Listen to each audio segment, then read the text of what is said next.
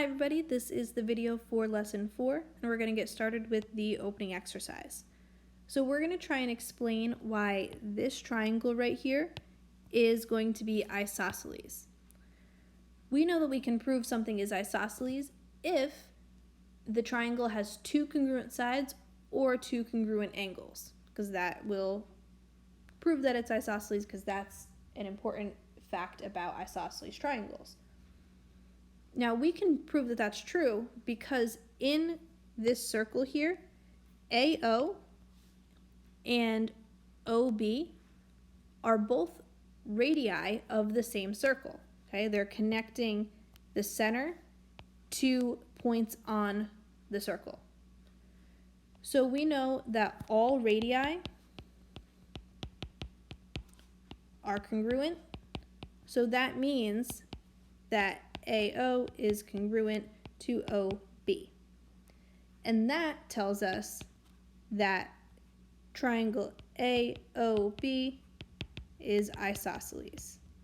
Okay, that's because isosceles triangles have two congruent sides, and here they are. Those are the two congruent sides. Now, that's not a very nice proof right there, but it asked us to explain, which means we don't have to make it a nice proof. So I'm going to leave it at that for now. We can go into more depth about how we would really write that like a proof later on. So what we did in the last lesson is we talked about inscribed angles and central angles. So the inscribed angles are when you've got a circle and you have two chords, so that the angle that you have here is going to be half of whatever the arc is. So in other words, the arc is double the angle. And then the other fact that we learned was that when you have a central angle made by two radii, the angle here will be the same number of degrees as the arc that it intercepts. Okay, so those are our two rules, and we're going to use those throughout this lesson. So if we look at the first picture here, 86 is this inscribed angle, or not inscribed angle, this central angle. We know it's a central angle because it's formed by two radii, and it looks like this picture. So that means that the arc AB is going to be equal to the angle that we have here. So that means that AB is 86 degrees. And now we can use that to try and figure out the inscribed angle, which is X. Okay, this one's inscribed because we have two chords. They meet at a point that's on the circle, not at the center. So that means that X is going to be half of 86. It's going to be half of the arc. So you can write this a couple different ways. You can think of it as the angle, so angle ACB, which is X, is going to be half of arc AB, which can be written like this with the arc over top of it. Or you can say 2 times the angle is going to be equal to the arc. Those are both saying the exact same thing. And if you understand that the arc is going to be twice as big as the angle in here, then you don't even have to show this piece, okay? You can just do the math. So X is half of 86. So that means that our inscribed angle here is going to be 43 degrees. And that's our answer. And we can do the same thing for the other circle over here, but now we're going to do it backwards. So we're starting off with our inscribed angle, and we're going to find our central angle. So to start, the inscribed angle is 73, and it intercepts this arc right here. So that means the arc AC is going to be double the 75, which makes it 150. And since we have the arc being 150, that means that this central angle here is going to be 150 also. And then if we look at the second exercise, it's going to tell us that angle 2 is 42 degrees, and we want to find the measure of this arc. Now, there are a whole bunch of different ways you can solve this. The one I'm going to do is the fastest way that I know how to do it. If you do it another way where you find all of the missing pieces and go from there, that's totally fine. You can do whatever way works best for you, as long as everything that you're doing is mathematically sound and you get the same answer at the end, then you're all right. So what I noticed with this is this piece and that piece are going to definitely be the same because they're both the radius of this circle. And the reason why I noticed that as being important is because now I know that triangle BAM, this one right here, is going to be isosceles, which means that this angle and that angle are the same. So angle 1 is also going to be 42 degrees. And I think that's important because now if I traced out this angle, it's going to have the same endpoints as the arc I'm looking for, which means that's going to be an inscribed angle that intercepts BC. So that means BC is going to be twice the amount of the angle. So 2 times 42, which is 84 degrees. And that's our answer. You could have also noticed that you have a triangle right here and found this angle or even this angle, because angle 1 plus angle 2 will equal angle 3 in this case because it's an exterior angle, and we talked about that in like September. And then once you know that angle 3 is going to be 84, then you can use that as a central angle to say that, oh, those are going to be the same amount because it's a central angle. So there's a bunch of ways you can do it, but any way you do it, you're going to get 84 degrees. These next couple examples are, just more of the same thing. If you want to try them out on your own, you can, and I'll give you the answers for them if you'd like them. But for this video, we're just going to move on to exercise 4. So for this, it's asking us what the measure of this angle is right here. And that angle is actually an inscribed angle because it's made by 2 chords. And those 2 chords are going to intercept this arc right here, arc AC. And if you notice, that is going to be exactly half of the circle because AC is also the diameter. And when you have a diameter, that cuts your circle into 2 equal halves. So arc AC is 180 degrees. And then the angle is going to be half of that because it's an inscribed angle, which means this is 90. So you have 180 divided by 2, which gave us 90 degrees.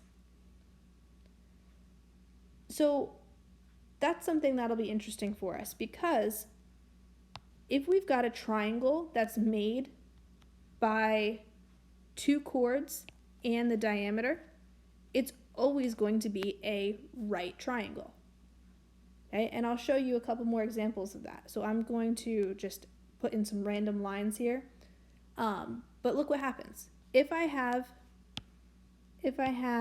AC as one side of a triangle, and then I put any random point on the circle and I connect A and C to it,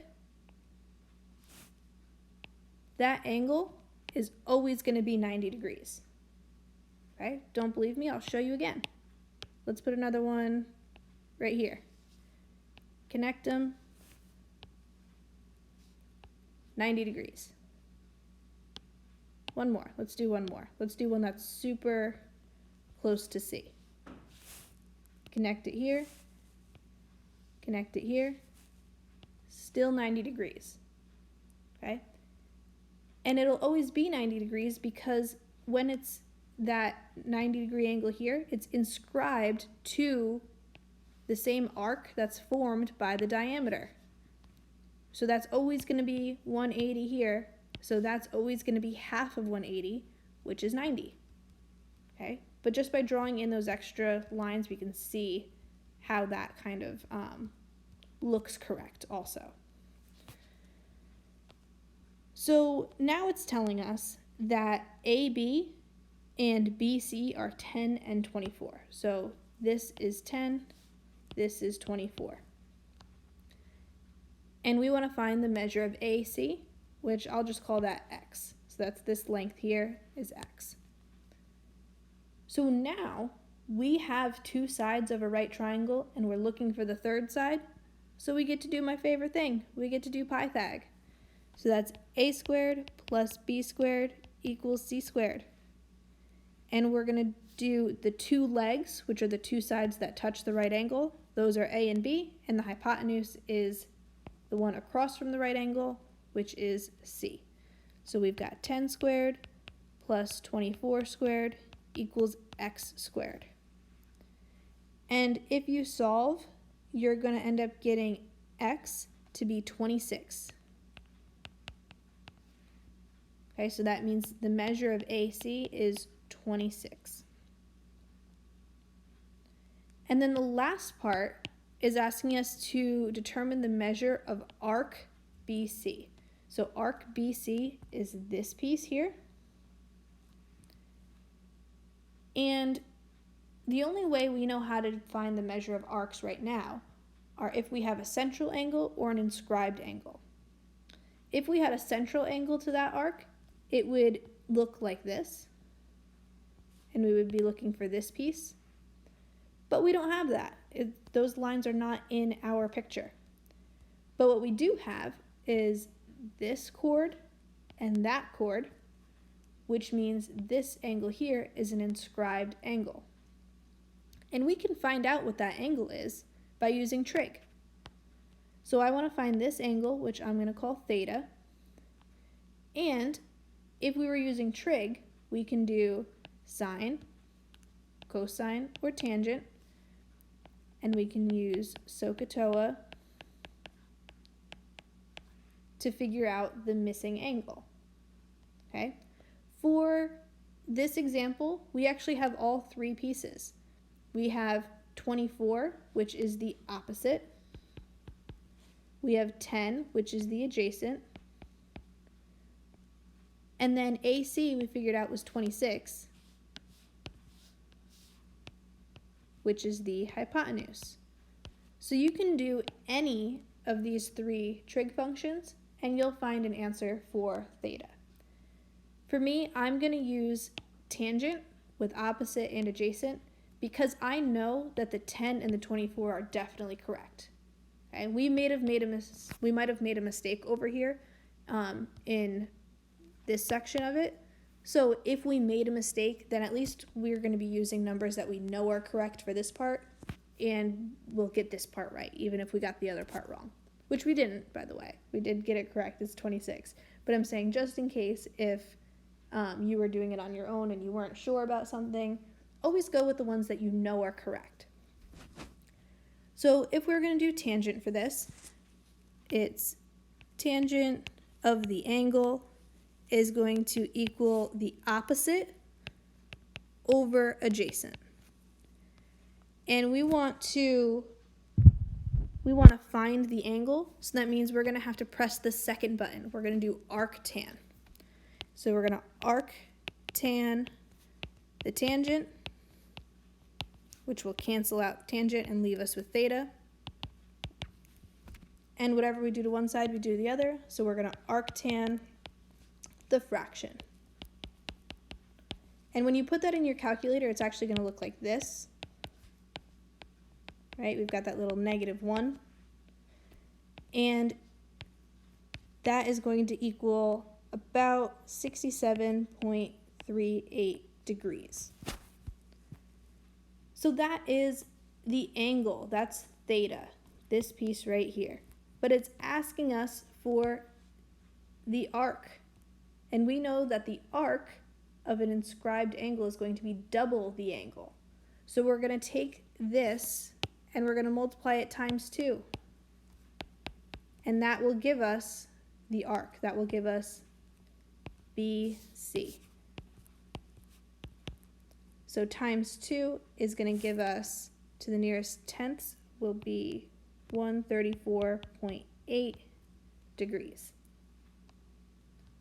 And when you look at our picture, that should seem about correct because it shouldn't be more than 180 because 180 is going to be half of the circle and this is less than half.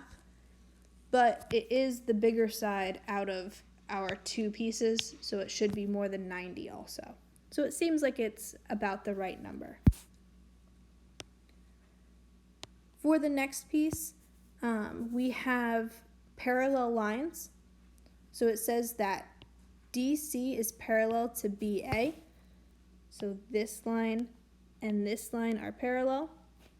And it also tells us that this angle right here is 30. And we want to figure out this angle. So there's a lot of stuff going on here. You guys would probably be able to figure this problem out before we even started this lesson. But I am going to show you the importance of it because that's going to lead us into our next new rule. So this angle right here, let me outline it in a different color. This angle right here is inscribed to this arc. So that means that the arc there is going to be 60 degrees because it's going to be double the angle. Now we can also tell by looking at our picture that we've got the 2 parallel lines with this line going through both of them, which makes this angle here equal to this angle here because those are alternate interior angles. Okay, that's something we've been doing throughout this entire year. So that's going to make this angle here also 30. And if you notice, change the colors up again, this angle is inscribed to this arc, and that's 30, which makes that arc over there 60. And if you think about it, that's going to happen every single time. This pattern that we just came up with, if you've got parallel lines, these alternate interior angles are always going to be the same, which means the 2 arcs in between the lines here are always going to be the same also, because the inscribed angles will always be the same. But that's beside the point for this one. We're trying to find this angle. So now that we've got this stuff, we can just take a look at the information that's left in the picture. This side and this side are both radii, which means they are congruent, which means that if this is 30, this one is also 30. And then we can use that information to figure out the missing angle right here. Okay, because the 3 angles in this triangle will add up to 180. So that means that that missing angle there is going to be 120 degrees. Okay, that's because 120 plus 30 plus 30 is going to equal 180 because the 3 angles in a triangle equal 180 degrees.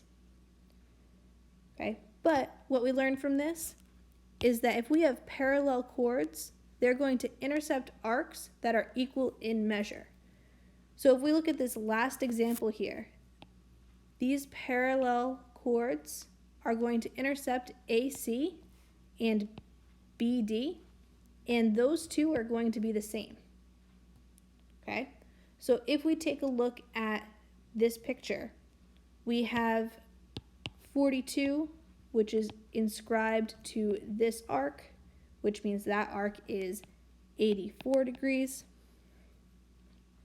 And since we know this rule is true here, that means this other side is also 84 degrees. And we can use that to figure out all of the rest of the pieces.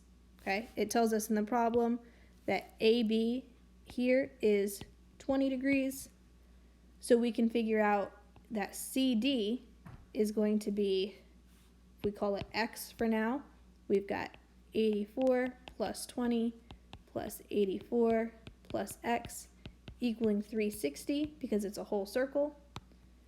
So that means we're going to be left with X equaling 172 degrees. So CD, the arc is 172. Okay, and that's the missing piece there. And then if we wanted to explain this last piece, the reason why this angle here is equal to this angle here is because one reason is that we have alternate interior angles, and the other reason is that both of these are going to be 84 degrees, so that means that both of the inscribed angles are going to have to be 42. Okay? If we were doing proofs with these, we have some phrases that we would use that are going to describe exactly how the parallel chords are going to intercept arcs that are equal, and how angles inscribed to congruent arcs are going to be congruent. But we're actually not going to do the circle proofs, so at least not in that much detail. So don't worry about the wording for those as long as you understand the rules, okay? And the rule that we've got is right here. So exercise 6, that idea is going to be used for the last question in your homework. So if you're confused on this question here, take a look back at that last one that we just did. Notice that it's 2 pages for this homework. I didn't ask you to do the lesson 3 homework, but I'm asking you to do both pages of lesson 4 for this week. The first page of this should be pretty straightforward. Just be careful that you are answering the question that they're asking. So they're asking you for X, make sure you're giving X as your answer. So this one right here, X is this angle. Okay, it's not the whole thing, just that piece. Also notice that for this one, BD does not go through A, so that means it's not a diameter. Okay, and also X is asking for just this piece here, not the whole thing. So be careful with those. And then these ones, even though they're multiple choice, please show your work for them. Okay, I don't care that you get the right answer. I care that I see that you know what you're doing. Okay, I need to see the work. At least show me what you're putting in the calculator, or what you're adding, subtracting, multiplying, dividing, or the vocab words that go along with the question. I just need to see that you know what you're talking about. And then again, that last question is going to have to do with the last one that we just did together. So if you have any questions on any of this, let me know. You can let me know by emailing me or writing a comment on the homework part for Google Classroom, and I'll respond to that. If you have a question that you want me to respond to over Zoom, I'm going to start doing the, like an office hours on Wednesdays, where I'm just going to be on Zoom without teaching a lesson. I'll just be there, and you can pop in and ask me a question, and I'll answer it right then and there. Okay? So don't hesitate to ask me questions. It's what I'm here for. Let me know if there's anything else that you guys need me to do or anything you want me to explain again.